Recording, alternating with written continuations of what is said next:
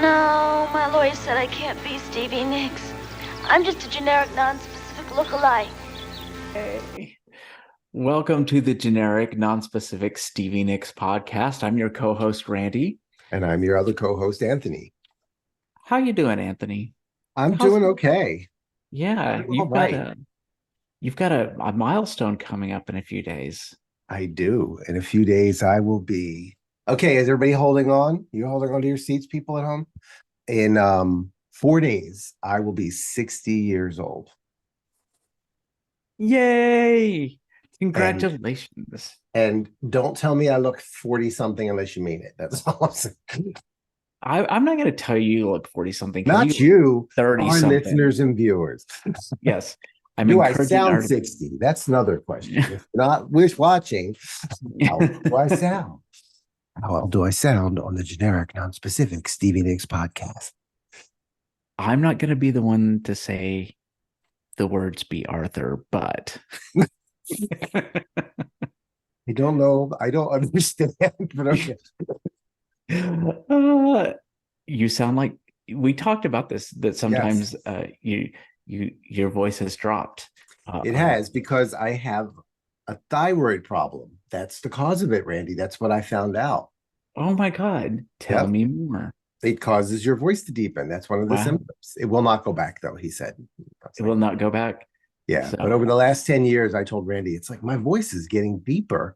And people I've known a long time are like, what are you trying to sound butch now? I'm like, no, girl, I just sound like this now, you know. Hey, girl. Yeah, what's up, girl? How you doing?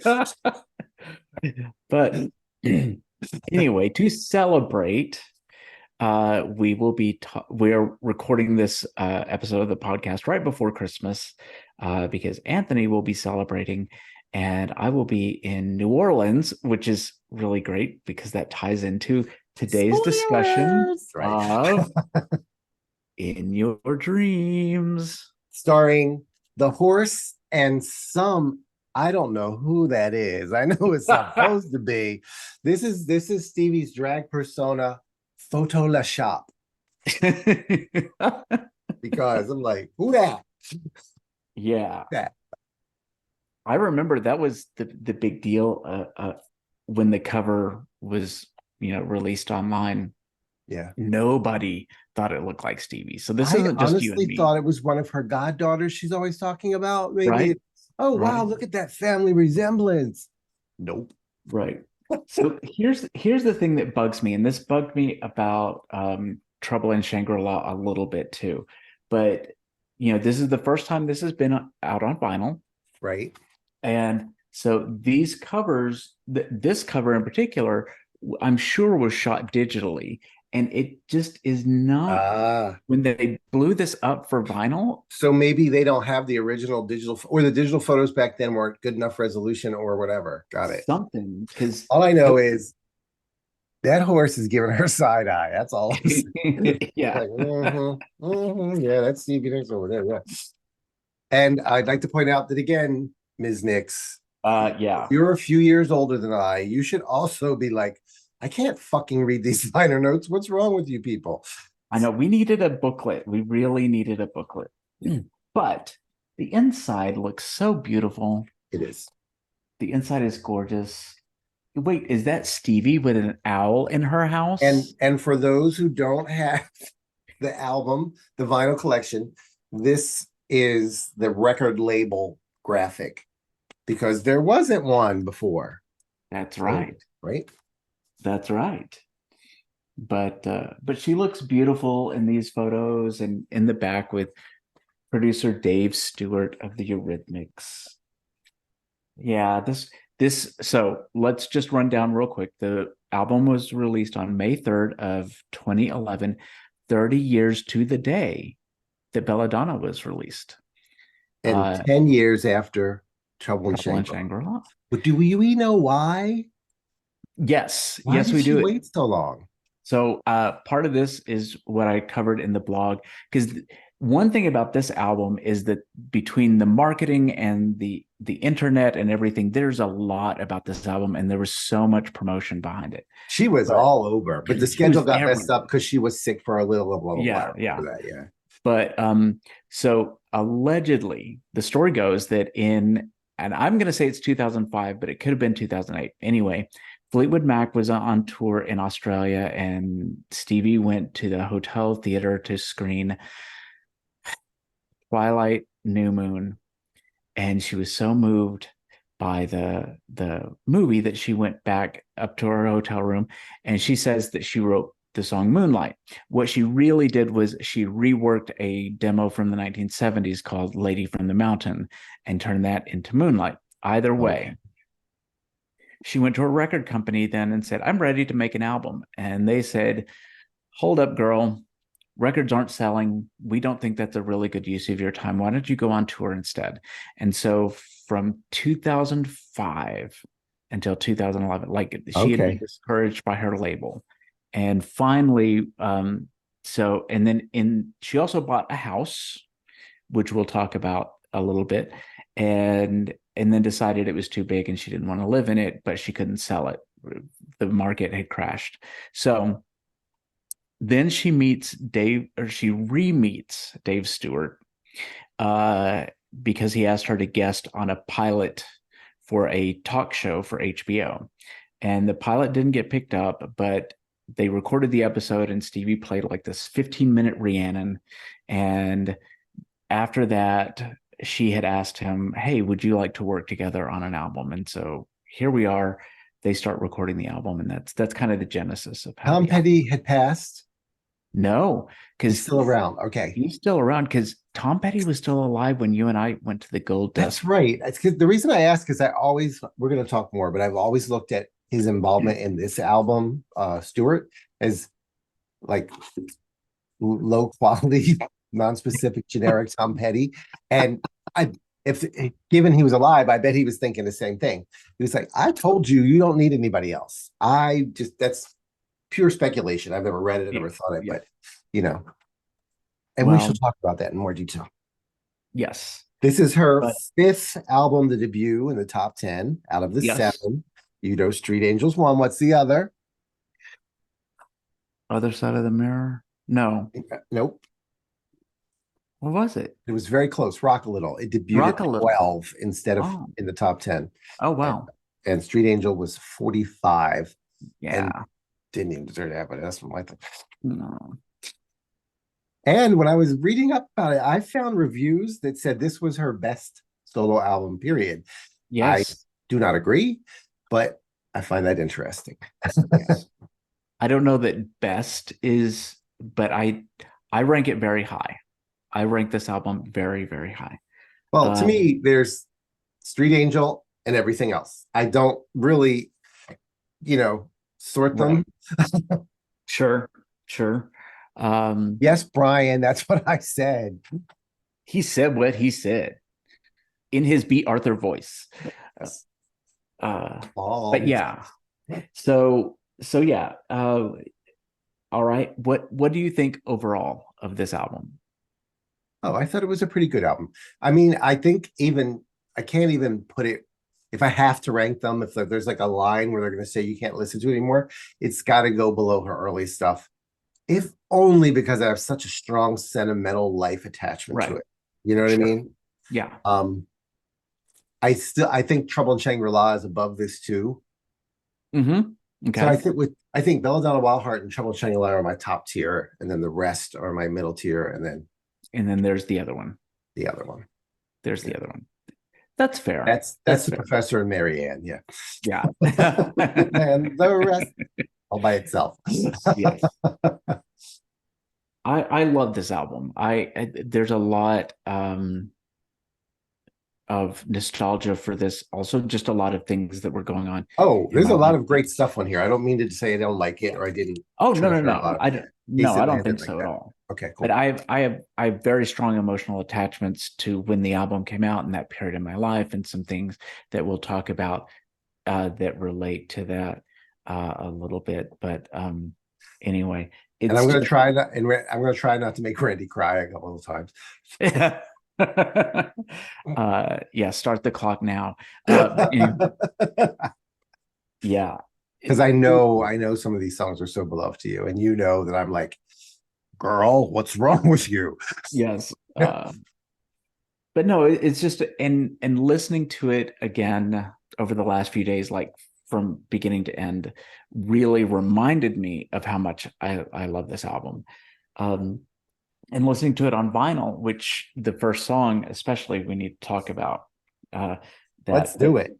But the vinyl experience was great. This was the first one that I actually put it on vinyl.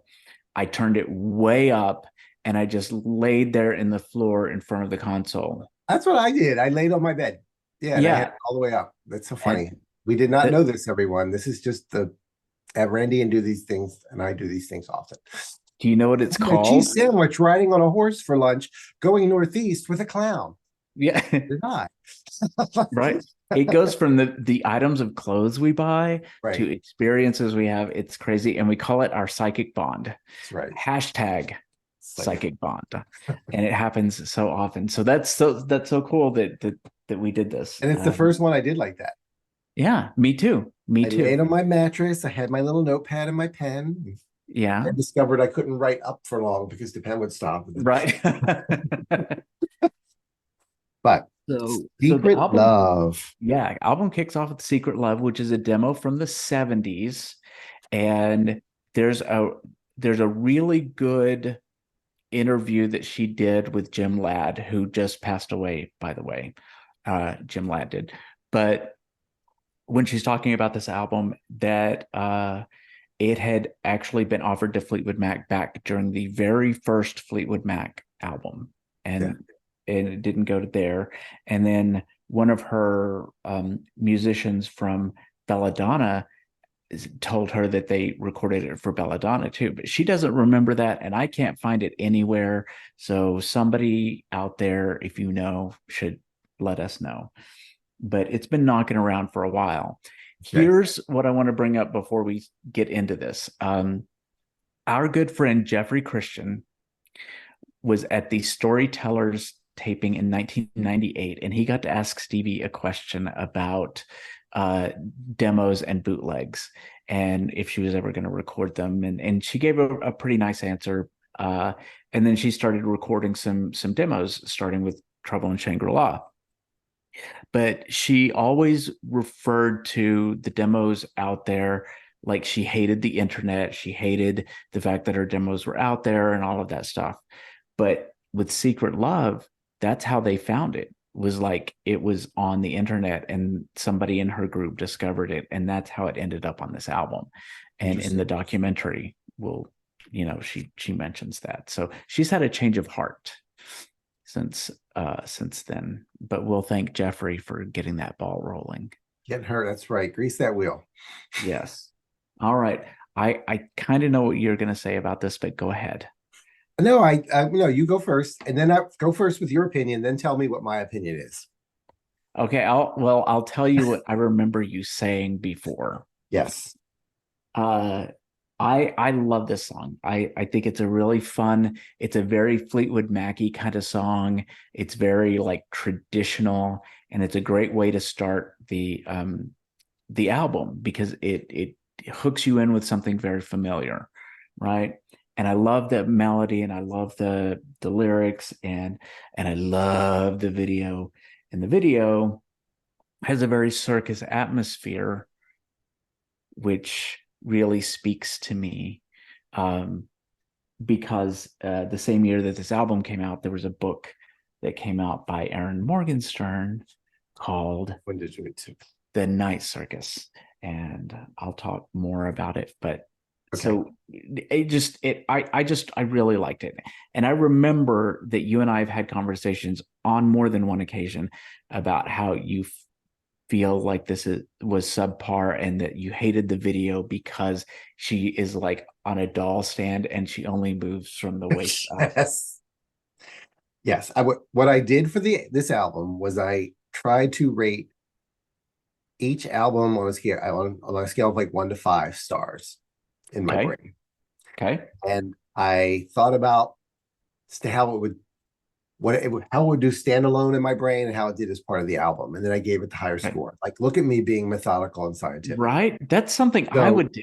I'm so shocked. I gave this I'll say a 4 in Okay. that context. Is not my favorite. I don't, the lyrics don't draw me in. There's a problem, I think, with the vocal delivery throughout this album that I blame on him. Okay.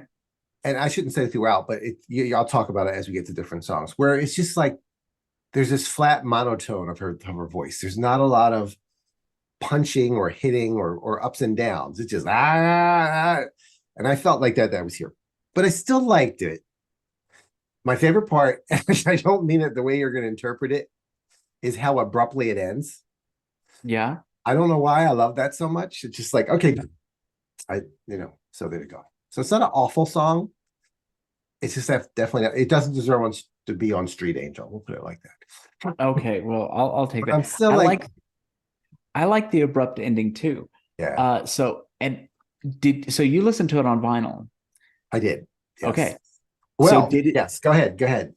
did it sound different? It Am I does sound different. crazy? You are not crazy.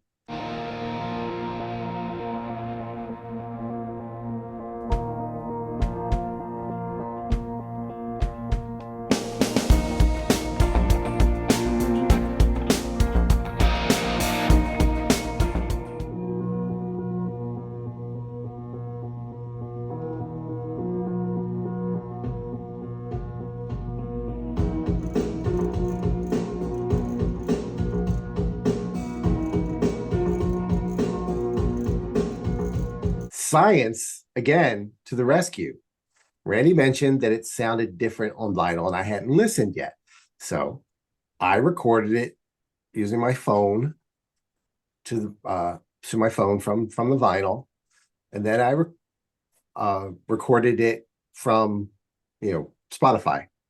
Okay. But then when I went to do that, this collection's version is on Spotify also. Really? So I screen recorded both on my phone, which is a better way to do it because now they're equal. And I used software to break it down to the instrument layers. Not the same, Randy. I can't exactly tell you what's going on, but it's in the guitars. Yes. It's not the same sonically because the software, it'll break voice from drums, from kick drum, from bass. Like it's pretty sophisticated. It broke it down differently. Okay. You heard it correctly. I can't hear it still. I think I Really? can, but I'm not sure. But like I said, science agrees with you. I That's me in my brain. That's not challenging you. Yeah. no. I think that's Science. thank you. Thank you, Mr. Science. I don't. I Googled to see if other people are mentioning it. I couldn't find it. I looked in a couple message forums, on Reddit, stuff like that. It's very bizarre. It's got to be an accident because I can't believe they would change it and not, even if they changed it in a way that wasn't super different, they would say remaster it or Right. Yeah. Well, it reminds me of when the Enchanted box set came out, all of the Street Angel tracks were mixed different. And Because my girl can't stop. She's like, I one day will get it right. I from what I understand, it was because the record company pulled the wrong mixes. Oh, okay. It could have just been that. Right, and it could be the same thing because none of the other album tracks on this are mixed different. I think they sound exactly the same. You should use the podcast Twitter account, Ask Rhino Records, to comment. Yes, I'm going to do that, and I'm also going to do some. I'm going to pull in everyone's favorite detectives over at Ivory Keys because they will know. They will know. Yes, they will. They'll definitely hear it. Will Yes, they know will. why? Yes. So I'm going to ask them as well. But yeah, we're gonna tweet out Rhino and see if they can tell us. But I honestly thought my vinyl was damaged. The sound was so different. Yeah. The first No, time it is. Yeah, I can hear it. I can't describe it. Yeah. It's the lead guitar at the beginning and it's the percussion for sure. And I don't know what the rest of it is, and the ending, that's why that brought me up, is because the ending is a little different as well. Okay. But yeah, love her goddaughters wearing all of her outfits in the videos. I mean, it was really cool. But yeah, that Secret Love. All right. Got to take a moment because we're going to talk about For What It's Worth. This album came out 30 years after Belladonna, and it came out 20 years after We Met. And we had the album was streaming on rollingstone.com for a week before it was released. And I remember you and I listened to it nonstop I for was a sitting week. here when we listened together, right in exactly this space, probably, but facing Yeah. that direction at a different desk. Yeah, When I listened to it for the first time streaming with you. that's right.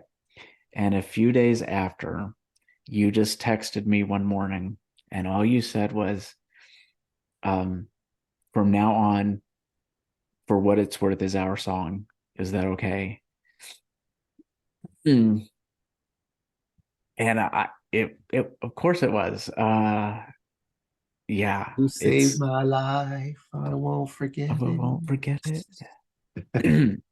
So you can, here's the thing, folks. If you want to know what Stevie has to say about this song, and she has a lot to say about it, and it's all beautiful, and she performed it many, many times. I'll put some links up to interviews there. You can listen to it in the documentary. But this is about what this song means to me and Anthony. And it just takes me back to being that scared little. It's emblematic of our entire relationship in my head. I wasn't even halfway through the song. I Yeah. thought I said it when we were streaming it, but yeah, I wasn't even halfway through the first listen. I was like, yeah, that's it. Yep. Yep. I still read that text every once in a while from time to time when I'm listening Do to you the have a song. screenshot of it? Yeah. Yeah. Okay, you have to put it in the blog. Okay, I will. I'll have to go. Yeah, I have to go find it. It's actually, yeah. Yeah, but it's there. Okay. Yeah. So And every outside time of that, the only comment I want to make about the song is that the reason I really like it a lot on the album where it is because it's like abrupt end of song one, and then three different starts for this song. First, it's like boat horn guitar, and it's the circus bell or whatever, and then it's the real guitar. It's like, yeah, wait, did it start? No, it did now. Did it now? No, now. right. I Yeah. just love the way that abrupt end goes into that false start kind of thing, you know. Yeah, it's sequenced very well together. Yeah. And it is probably her best ballad since like Landslide. I mean, it to me it's that important. High praise. Yeah, of course. Yeah. Yeah. Uh I have some dust in my eye. and I like the video too. I have one teeny little critique of the video. Okay. And I get why she did it. She's wearing her platform Reeboks because she's out in the middle of the desert and it's windy and we don't want her to fall over, right? That's fine. Why did you show them? Just shoot Right, her from like the waist up or something. Or from the Reebok up. Yeah. Yeah. Yeah. There was no reason those tennis shoes should have been in the video because it's so beautifully shot and it's such a gorgeous video. That it just pulls me right out. I am gonna go look. I don't remember them, so it didn't bother me. I don't remember talking about absolutely bothered me so much. But yeah, it's just it is the heart of the album. This song is 5 stars because I said it's a more 5-star scale, so it's 5 stars. 5, 5, 5, 5, 5. Yep. That's it. And there should, whatever she does, she should never make another song with this name. Oh wait.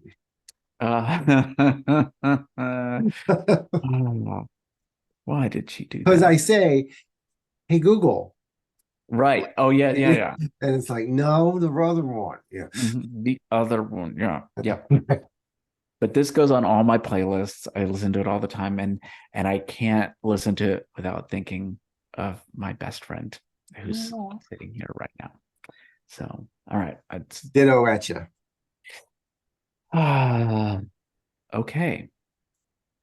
Wide Sargasso Sea. Wait, did you skip one? No, let Sure. me go back to my track order. Oh my God, I did. I And thought I that was on purpose because you didn't want me to say my reaction. no, okay. I did. I forgot one. Okay, so we're gonna talk about the title track, In Your Dreams. I'm gonna let Anthony go first this time because I don't care what you say. It's not gonna change my opinion. This is the one. Like I think you remember a strong reaction about Secret Love. My reaction to this one, I think, was much stronger. It is a one because I can't give it a zero. I think it's an amateurish melody.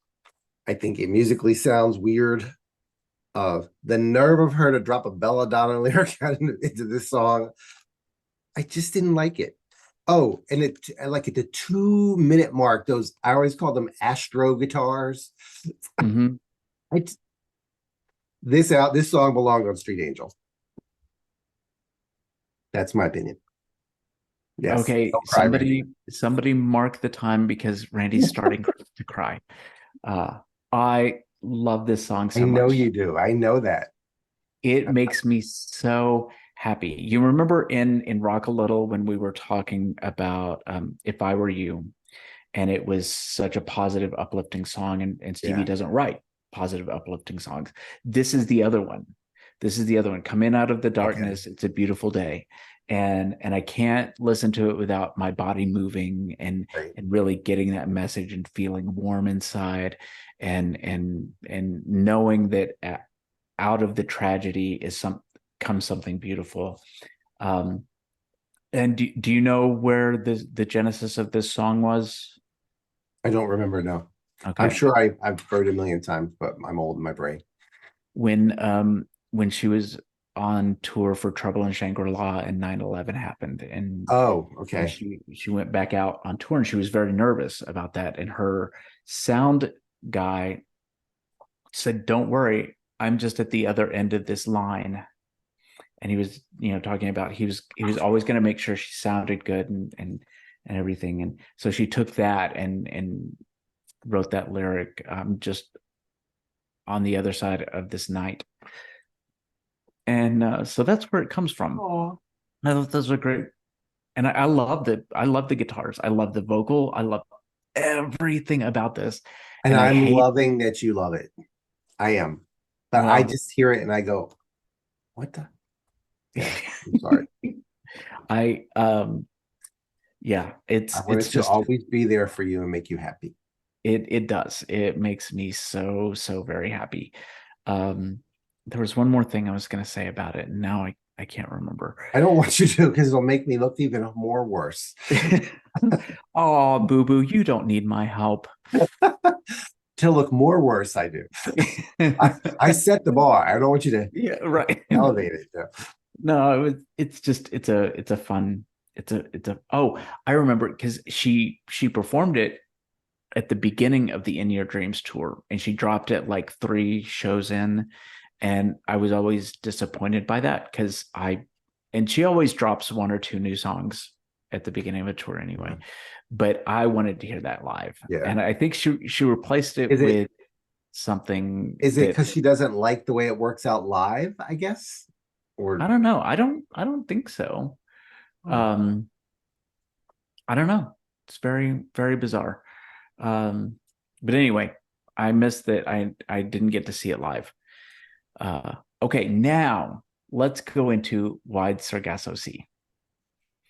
And I honestly don't know how you feel about I'm this song. afraid to talk. Okay, well, I'm gonna say a little bit before we Okay. get into that. This album for me is Stevie's literary album because it is just peppered with literary references between Wide Sargasso Sea and Twilight and Edgar Allan I Poe. agree And with you that it's literary. it Yes. is very, very literary, and that makes this little librarian so happy. Oh, I love it too. Oh, Annabelle Lee, yeah. Yeah, There's just right. so much Yes.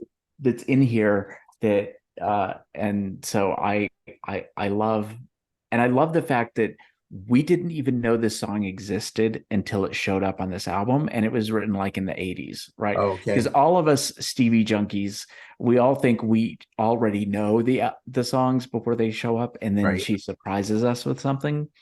So I love that. Um, and I know you're going to be shocked. I love this song too.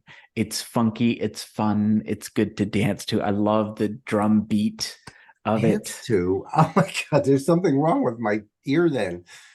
I couldn't dance to save my life to this song. I I don't hear a totally, beat. I just danced to it today. Oh wow. I Yeah, gave I it danced while two I and a was half, three. okay. And you said, I'm glad you said it's literary because it is this album, but a lot of it is literal. There's Mhm. no poetry in a lot of these songs. It's like she comes up, you're a writer, you come up with a thought, and you're like, how can I make this a lyrical, simile or analogy or metaphor or whatever? For this one, I felt like she just wrote down what popped out of her head, and I don't feel poetry at all. And even the revenge lyric about burning a house couldn't save it for me, man. I'm just kidding. That's a joke. That's Yeah, terrible. two. It's not awful. I didn't give it a 1 or a 2. I gave it, it's a 3. It's a filler. I see. I thought it was much more literary than that. I thought it had some nice poetry in it, but uh, okay, you're the hip hop historian among us, or you're more versed. TLC, right? You remember TLC, and one of them, I think it was Lisa Lopez, was the one that was married to the football player, and Yes, then she got burned down mad, this house. Right, and she burned his house down. right. Okay, the way that Stevie says she burned the house down makes me think of Maybe it was. TLC. Maybe she's still thinking about Dallas Austin and Scrubs or Maybe whatever, Waterfalls, whichever song it was. That's funny. because in the VH1 behind the music, I think they cut to one of the band members and says, "Lisa, burn the house down," and it just sounds like the way that Stevie. So I think that's pretty cool. But it's a fun, and I dance to it. I play air tambourine. Sometimes I play I'm going to little listen to it again tambourine. when we're done and consider the word fun and dance and see what my brain does. Because right now, I'm like, what? Yeah. Oh. It's I'm going to give it's it a special focus for my friend Randy. oh, thank you very much. But you don't have to do that. It's okay to not like something I Yeah, like. yeah, but even when I don't agree with someone, I can often follow the train of thought and logic that they did to enjoy it or like it. That's what I'm saying. It's like, wow. Okay, got it. So I Got want to it. see if I can make that connection in Okay. my head. All right. Well, anything else you want to add before we move on? It wasn't in your dreams, so it didn't belong on Street Angel. All right. Uh, New Orleans. So this is uh, this is one of Stevie's important songs. This was a song that she was moved to write because of Hurricane Katrina. So to me it falls in the same category as like Desert Angel, See, I'm Soldier. surprised because I told you usually her obligation songs I can tell are forced. I don't feel that here at all. Right. And that's exactly where I was going with this, is like, of all of her important songs, this is the one that actually doesn't. I love the way this song is put together, and it's beautiful, and it's I think probably because it's celebratory of the city and the resiliency of the people after the hurricane, whereas Yeah, all of her other stuff is like right in the middle of whatever's going tragedy or on. yeah. Yeah, of her like statement songs, this is a really, really good one, and I can't wait to actually walk down the streets of New Orleans and sing this song out loud. And yes, I will put it up on our TikTok or something. Yay. I'm thinking, I can't decide because I think something bad will happen to her, but I want to bring my Stevie Barbie with me to New Orleans, and like, you know, I yeah, I don't know if I can do it. Raven may have to come with me though. I may have okay. to bring Just get a Raven. Pinkerton guard I just wanted to say pink. I'll get a Ken doll and dress him up like a security guard. There you go. But yeah, it's a beautiful song. I mean, it really is. It's gorgeous. I gave it a 4 out of 5 Mm-hmm. for these 3 reasons that didn't get a 5. It's a wonderful song, and I'm jealous that you got Texas, they got New Orleans. Where's my Philadelphia song, Steve? Not really. It's kind of a joke. But as soon as she mentioned Anne Rice, I was kind of like, demerits, and this was like back when I first listened to it. Yeah. And again, that's part of the literal thing. It's like, you already had the vampire line. Come on now. You could do something else. You don't have to say her name. I don't know. That's really bugged me. And then I love that. I love that she name checks Anne Rice. I love it. I hated it. I love it. And feathers and lace. I just never liked that. Give me your feathers. Take from me. I don't know. That bugs that. I don't know. I also thought the song had a weak ending. Like it's like, how do we end this? Like there might have been a conversation like that when they were recording it. Maybe. I think it ends. I like the ending, especially live. And we both got to hear this in Dallas. And it was an 8 out of 5. Yes. Yeah. It was gorgeous. And she was not playing around. No, she was not. As the kids say, she left no crumbs. She brought a little bit of buster. And also I think it's a really, oh wait. So we just got Wide Sargasso Sea, we've got New Orleans. We still got one more to go. But this little grouping of songs between Wide Sargasso Sea, New Orleans, and Moonlight forms this little almost 3-act play about the Caribbean and New Orleans, and I kind of lump Moonlight in there because of the vampire references, even though I don't know why she put those vampires in the Pacific Northwest, Stephanie Myers, but anyway. She didn't name check Stephanie Myers. She sure did. That? Yeah, well, that should tell you something, Stephanie.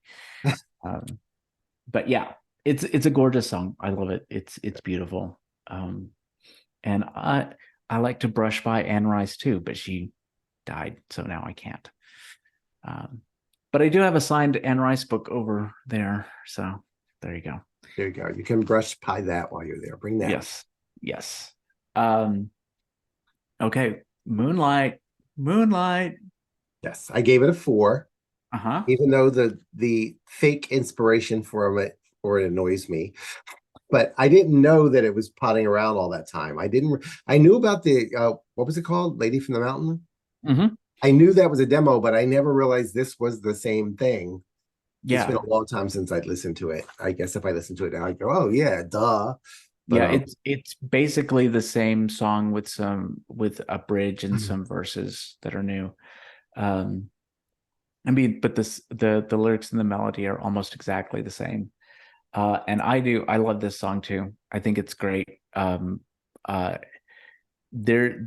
way the chord progression works, it's a very close relative of Planets of the Universe, which I hope that doesn't make you hate it. That's so interesting, because I felt like a different song it was a part of. It was a cousin too. I'm sorry, keep going. I don't even interrupt your train of thought. I was no. What's the other song? I thought the chorus kind of went really Edge of 17-y. Yeah. Oh, yeah. And so that's its cousin song in my brain. The musicality and the lyrics, but especially that it's not that the driving guitar isn't there, but it's there. I don't know how to describe it. I'm not a musician, But yeah, it's like I love that part. But the thing I liked the most was she steered clear of baby voice, but it was a soft voice with like the high notes, and I really liked that. She didn't go like baby, because you could have easily trying to do what she did. Right. That SNL thing needs more cowbell. Yes, candle. This song needs to stop. Yes. I thought this was now what's interesting to me is that I loved the album version of this. And then when I saw the In Your Dreams tour, it did not translate well on stage, Okay. just like Planets of the Universe did not translate well to stage. And then she turned it into a Torch song. Yeah. And oh my God, it was amazing. It Like was. it was phenomenal. And it may have been called Moonlight a Vampire's Dream, but we all know that she was Team Taylor Lautner because she came out in that fur coat, and every time she was paired up to do Yes, an interview, team Jacob for the just right, on Team Jacob, record, you know. because she almost exclusively did press with Taylor Lautner. I never saw her sitting next to Robert That Pattinson. dirty old woman. Yeah, you go, girl. That's right. And he's a little, a little pudgy softy thing now. You could probably pull him, girl. Hey, not anymore. Are you following his Instagram? Oh, Mm-mm. Stevie, get on it now. Right. Well, now he's married to a girl named Taylor. So it's Taylor and Taylor, which is just sickeningly sweet. Or Um, something. yes, I but the Taylor, only the only reason I didn't give this a 5 was because I thought it wasn't as literal as the rest of them, but it had a couple of those points, and I wish they had been excised. You know, yeah, like I went to the store and the man said hello. right, It's not right. a lyric, but you know what I mean. Yes. But so yeah, all right. We love Moonlight, A Vampire's Dream. It was a very good. Uh, I don't like it when she does those little parentheses things like, doing the best that I can, Escape from Berlin. Like that's too long. Moonlight would have been just fine, and we didn't need A Vampire's Dream, but whatever. What you gonna do? Very nitpicky. Um, okay, Annabelle Lee. I said this last episode about a different song. It's like this song to me is like, who the fuck do you think you are? I'm Stephanie Lillian Nix. It's nice to meet you. Because Yeah. she's like, I'm gonna fucking use Edgar Allan Poe's poem as lyric. Yes. Oh, she added somewhat to it. She changed some lines a little, but this is the poem. And she Yeah. had the audacity to do it. And I Yeah. loved it so much. It's so cool. And it's great live. And in one interview, I think she said she wrote the music way back when she was like 18 or 19 or Oh something. wow. And it stayed in her brain. And then she did a demo for Trouble in Shangri-La that's floating around somewhere. But I like this. I like this a lot. Oh. And see the vocal here, when I say her voice is flat and monotone, I know she's losing range as she gets older. It happens. And I know she works Mhm. against it as best she can. This song, that problem was not present at all. There's so much warmth in her voice and so much variance. So when I hear it in the others, it really irks the shit out of me when I hear the monotone, you know, Well, it shows the songs that she's really committed to. I And she was guess. committed to this. Yeah. And she used the word dissever from Edgar Allan Poe.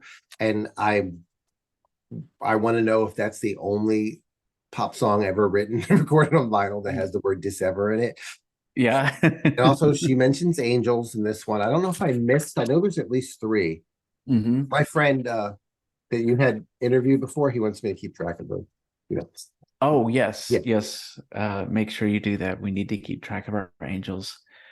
Um, do you remember that they tried to revitalize Stevie's Twitter account with a girl named Annabelle Lee doing the marketing for this album? No, I don't remember. Well, wait, yeah, I do. Yeah, this is Yeah, Annabelle you Lee. do. Because Yes. she was so bad at it.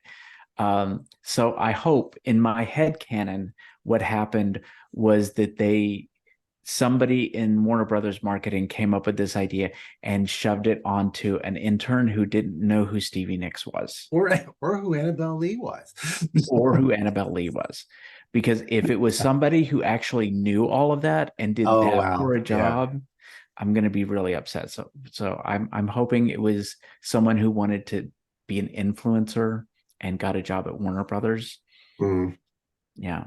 Yeah, before we do the next song, you did talk about something about this in another song earlier. I can't remember what made me think this, but I wanted to hold till now to say it is again, like this is probably the only pop song ever recorded about laying down next to the dead person in the mausoleum. Yeah, yes. I could be wrong. Probably you'd have to go into your heavy metal canon before you find a song like that. Yes. Um, all right. So that's the first album that or the side one and side two of the first vinyl disc. Yeah. This is where we normally do a PSA. Hey everybody, this is Randy with a short reminder that if you are enjoying the generic, non-specific Stevie Nicks podcast, we want you to like, share, and subscribe so that you can get the latest episodes as quickly as possible. Also, make sure that you follow us on social media. We're on Spoutable, TikTok, Instagram, Facebook, and X. And most importantly, leave a comment. We want to hear back from the people that are listening to our podcast, and we really appreciate it. And we're back. It's time for another statement song. With the word angel in it. With the word angel in it. Huh. Maybe we should have interviewed Soldier's Angel. No, I don't think we could have done that. But anyway,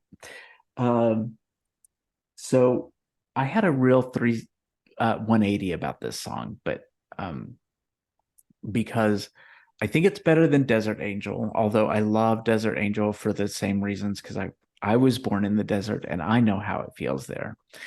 But I thought this was when I first heard it, I thought it was a little heavy-handed and literal, right? Yeah, it is very literal. Yes, and also I was coming off of the high of how great New Orleans was and what a great song that was.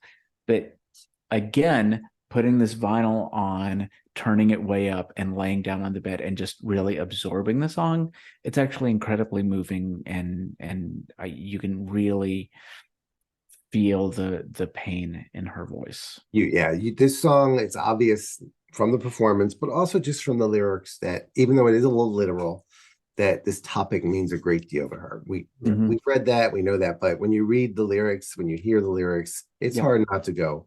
And then the way she sings it, the performance, it's hard not to go, wow. Yeah, and the fact that she asked Lindsey Buckingham to come in and play guitar on it, and his vocals are good on it too. I mean, it's really a Buckingham Nicks track, and there's some good things about that. There really are. Yeah, I could have easily been I would have loved a version without him on it more, though the musicality, he really pumped it up, but I didn't need to hear his voice. Yeah. And then that one part, like the rest of it, she's like, I'm the soldier's angel, I'm the soldier's nurse, I'm the soldier's mom. And then he was the soldier. So he sang in the front that one time. Yeah. It's like, I don't want him in the front. That's my one dig. My second dig is, it's not a dig, these are incidental, is again, the Battle of the Dragons reuse, lyric reuse. I just don't like when she does that. Sometimes I do, but this seemed forced too. I don't think this one seemed forced, and I kind of like it. Just done it at the end, maybe, but it's twice, and that I don't know. I can see that. I can see that. That would work really well. And when I saw her for this tour, and she did this song, and she told the story of Walter Reed and everything. Yeah. And there was a group to the right of me that was so rowdy, that was screaming "We love you" through the whole song, and could not give her the respect of that performance. So that bugged me. But one thing that's kind of funny is, if you remember in watching the documentary, when they're talking about this song and they film Stevie and Lindsey working together on the song, but you never hear him speak. So it makes me think of that Saturday Night Live sketch. You know what I'm talking about. Yes, What's up with that? What's up with that? Right. Because he's there, but he never speaks in the entire documentary. As it should be. Right. And I still think it should have been that way on the track, but that's just so I know it's called Soldier's Angel, and I know why she did it the way she did it, why she chose to write it that way. But you know the phenomenon when you hear a word too many times, it begins to lose meaning. It's Yes. called semantic saturation. It's got a name. Oh By wow. the end of that song, that's how my brain is with Soldier. I begin to go, wait, what? I don't, Okay. not with Angel, just with Soldier. So, Semantic saturation. We're yes. gonna have to revisit that when we talk about When I See You Again. Absolutely. uh, but still, good song. Yeah. Okay, so Everybody Loves You. This is the song that started the album with Dave Stewart. Okay. Okay. So he gave her the track, and he had already written Everybody Loves You, but You're So Alone. Uh, and then the next, oh my God, I can't believe I forgot. Everybody loves you, but you're so alone. Everybody knows your name, but you can't find your way home. He had already written that. And so she had to write the song around those four Okay. bars. But that's kind of what kickstarted this album. And so I feel like in some ways it's the obligatory everyday song, Okay. but I like the sentiment behind it, and that it's written about what it was like to be in the Eurythmics and what it was like to be in Buckingham Nicks, and that's supposed to be what this is about. Ah, really? Okay. Yeah, This song is like, I gave it a 2 out of 5. yeah. It's so funny. I did not know that about those lines in the chorus. I Mm-hmm. consider those lines to be so twee. I hated those lines. They annoy me.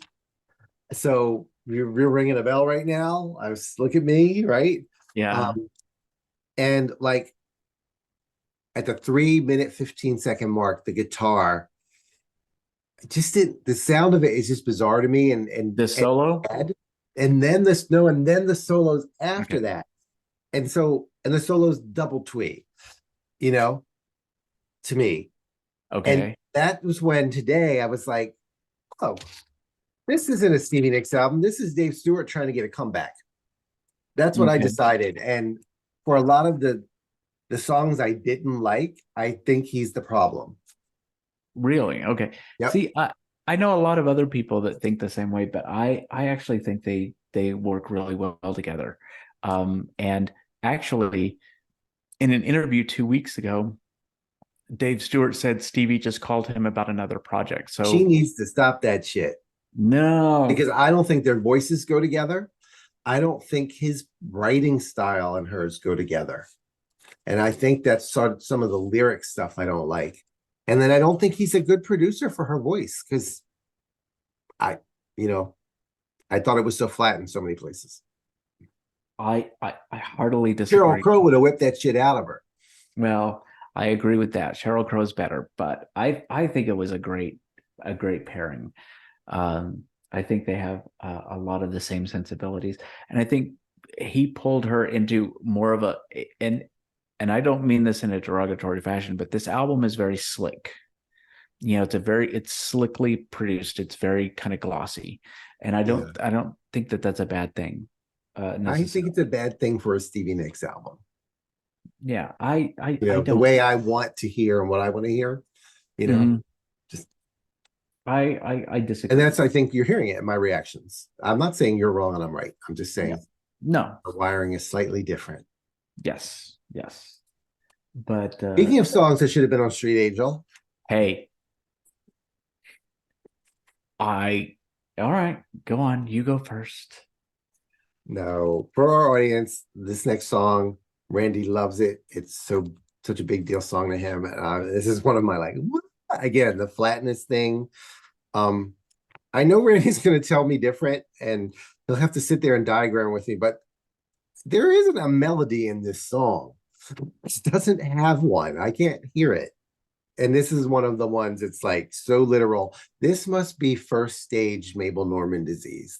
Oh, it's Some of the super, definitely you know. Yeah, it's Mabel Normandy for sure. And maybe it's the rockabilly sensibility. I know you say when I say rock, it's rockabilly. It's about some songs. You're like, no, it's not. It's just a rock. It's just a rock song. And I hear rockabilly, and I'm not a fan of that genre. Yeah, it doesn't sound rockabilly to me at all, but it does sound like full on like Stevie saying I'm a rock star. You know, this is where this is her rock star moment, and I love it. And I think it's got now one thing that it is not that I think it tries to be is Edge of 17 because it's got a guitar riff. It starts with a guitar riff, and so does Edge of 17. And so I think in those ways, this was like I can see them sitting in the studio going, "We need an Edge of 17 for this album, right?" And this is what they came up with, and it's not that, but it is a good song. It's fun to listen to. It is another one where I dance around when I listen to this. I play tambourine a lot to it. Um, it is Mabel Normandy, so I concur that I don't know that it has a specific melody. I think it's a long form something. Poem's not the right word either, but it's Right. just it's a long form poem set to music is what it is. But This one also reuses a lyric from Angel, yes, Ghost in the Fog. I like that. And another big quibble I have with it is the ending where it's like Stevie versus the guitar. I dare you to hear Stevie through this. You know, you have to try pretty hard. You can hear her, but it's like the guitar is so forward. I'm like, why did we do that? I don't understand. Well, I And I kind of think it's because he's not a good producer. no, you're wrong. That's why Uh, Annie Lennox is like, I'm done with you. um, all right. So you may be the one. Not my cup of tea. Okay, But technically, I think it's well done. it is. Um, and that one line, the phrasing of that one line about with the word universe in it is like, I love that the way she sings that line. I can't remember the whole line right Oh now. yeah. But And you then said, it's it's funny, that you said earlier, kiss. this is a torch song, Yeah, right? It's just not my cup of tea, this one. And word angels in it, just for it scoreboard. is. Yeah. It sounds like a blues song to me. That's what it Okay. sounds like. And I'm Okay. not a big blues fan, Yeah. but if Stevie Nicks were to do a blues song, it would be this, and that's pretty good. Like Okay. so, and that I think that's the thing. Yeah. I Like gave it a 3.5. I didn't give it a low score. It's just not my cup of tea. if anybody else had sung this song, I'd be like, I'd just switch the dial. But because it's Stevie, and I caught myself singing the chorus today just out of the blue, like as I'm doing laundry. So yeah, it's fine. Uh, there could have been another song on the album for sure. In place of this, okay, Italian Summer. I gave it a 4.5 out of the 5. Okay, And the half is because it's not as bad as the others, but that flat monotone sound of was present way too much. The music's beautiful. It's slightly cornball, but I'm all there for it. I mean, give me some right. cornball, the swelling and all that. But this Yep. one has, I don't think any of the other songs on this album have that quality of she's singing live in the studio version that I Mhm. like. Yeah. Yeah, and this definitely has that, and it's very lush, and you can see her in front of an orchestra singing Yeah. it with a big ball gown, and it's just it sweeps you away. It's romantic, even though she's Very. telling you that it's romantic, right? Like Yeah. she is she is telling you exactly what this song is, but you know what? You just get caught up in it, Yeah. and even though when I did go to Italy, it was in the dead of winter, like snow and everything. I still was like walking down the street of Florence, feeling like I was in the middle of this album. I Mama, didn't why is care. that man wearing a Speedo? And why do I have a Southern accent? Right? Yes, I may have frightened some Italian children, but and it did not cause an international incident. So yeah, Gotcha. it's and honestly, and we'll get to this in a second, but that should have been the album closer. That's where the album I should have think you're closed. right. That would have made sense. And then if the next song never existed, I would have been okay with that. Well, I wouldn't go that far, but that the next song, Cheaper Than Free, was on Dave Stewart's album and her album. Oh, And I okay. think it should have just been on Dave Stewart's album. I think so too. And I didn't realize that. Yeah, I'm sure I knew it, but I forget everything Yeah. because I wrote, this sure seems like a Dave Stewart thing as my note. And I circled next to it. Again, this was him trying to get a comeback by Steve. He was a clout chaser. That's what I say. I don't think he would. It was filler. It's like a 2.5 out of 5, Well, let me ask you this. I think their voices clash in general, and I think this is the biggest example of it. I don't They see. I don't like go well together at all. I And think they I'm not go. even talking if they were trying to harmonize. I'm just talking on the same piece of music. No, I think I like the way their voices sound. I want to ask you something. Do you have a particular Stevie song that makes you think of your husband? Yes. Do I have to say it? No, you don't have to. I mean, I just want to know if you did. I do. Yes, I do. Is this Tom? This is Tom. Yeah, this Oh, is Tom. gotcha. This song makes me think of Tom. It's a Fleetwood Mac song. Yeah, The next song is a Fleetwood Mac song. That's what I mean. Yeah, but it's corny also, and I don't mind that. And I liked it at first. Mhm. And it grew off me. I don't know if that's actually, things grow on you. This grew off me, Yeah. It's not a song that I will listen to very often, but when I put this album on and listen to the whole thing, it's really nice. It's a really nice song, and it makes me think of Tom, and in just the sweetest little way. So I like it for that. So all in all, this is a really good record. I think it was a great return for Stevie. The entire album fits into what the Night Circus was for me, and the fact that these two pieces of art were released in the same year, and I was able to infuse the book and all of the stuff that I did with the book for work. I infused a lot of this album into that, and so it really does mean a lot to me, aside from just the music itself. But also, what a great way to celebrate 20 years of friendship with you, to have this album. I agree. Yeah, again, it was a great album. I have to be honest that it wasn't a letdown or a disappointment from Trouble in Shangri-La, but it wasn't the same. I wanted that kind of, I fell in love with like 4 songs in an album. I didn't really fall in love with that much here, but it was good and I liked it and I enjoyed it. I wanted to fall in love, and between the record companies delaying it, and I feel like Stevie thinks she needs others, and it's like, no, you do not. At least, I don't know. Stop. Be experimental. Get one different producer for each song. I don't know. Yeah. Well, she did that with Trouble in Shangri-La to a degree, and it worked, right?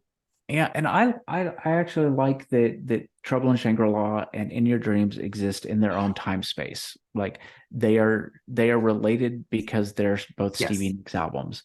But I don't want Trouble in Shangri-La 2. I'm not saying that. I'm just saying this was not. Randy often says my standards are too high about lots of things, and I would be a lot happier if I would just get over that. But this was not, except for Street Angel, the others hit a bar, and this one didn't hit a bar, and I placed that firmly on Dave Stewart's involvement. Okay. And maybe the pandemic had something to do with it. Well, no, this wasn't then. That's not why she was recording in her house. It was because the record company stuff. Okay, gotcha. Yeah. I love that she recorded this in her house, by the way. Love that. And since we did not screen the documentary before we did this episode, I want us to do an episode on the documentary, because now we have the documentary and then we have the concert, the 24 karat gold concert, and maybe we can figure out a way to watch and do commentary at the same time. Oh, react on. That's cool. React to it. Yeah. Have to figure out how to not be taken down. Yeah, that's my thing. Is how do we do it where it won't get taken down? But Science. Yes, everybody go out and listen to In Your Dreams. You can still get the vinyl on Rhino. Plus, you can stream it on Spotify and iTunes and all of that stuff. So, and we our giveaway of our box set, we have tried to reach the person who was selected, and we are not hearing back. No. So if you're listening to this, we're just gonna have to spin the wheel again. Check your email, or we're gonna have to randomly pick it. We're just gonna have to move on. We're just gonna have to move on because we've only got 2 more albums to do, and that's the 24 karat gold and then rarities. And then Anthony's so excited because we get to mix things up and do some fun things like the Stevie Nicks cocktail album, or the 10 best Stevie Nicks diss tracks, or the where our podcast name comes from episode. Yes. All kinds of stuff. And then of course we'll have to do some of the Fleetwood Mac stuff too, so we'll do that as well. You can do all of those songs in order that she's written, right? I was thinking about that, that we could kind of just do the Stevie contributions to the Fleetwood Mac albums. Oh, absolutely, yes. Or we could also kind of do, because there's some of those albums that her backing vocals are so amazing. We can be selective. Tell me lies. Little lies, right? Yeah. And something else. And Randy threw this out there, so I'm going to say it to see if we can force ourselves, peer pressure ourselves to do it, that we're going to see if we can reach out to Night of 1,000 Stevies and do a podcast from there, maybe a live thing. We shall see. Oh my God, would that not be amazing? Also, Anthony and I are going to be seeing Stevie in March at Cowboy Stadium. And so we're going to have to figure out a way to document that as well. I will bring my nurse uniform and a pineapple and a coconut. And if you don't get that reference, that's your problem. Yeah, that's your problem. Yes. All right. Well, until next time, folks. We'll see you on the other side of the mirror. Well, all right, said Alice. Other one. Bye, folks. Bye all.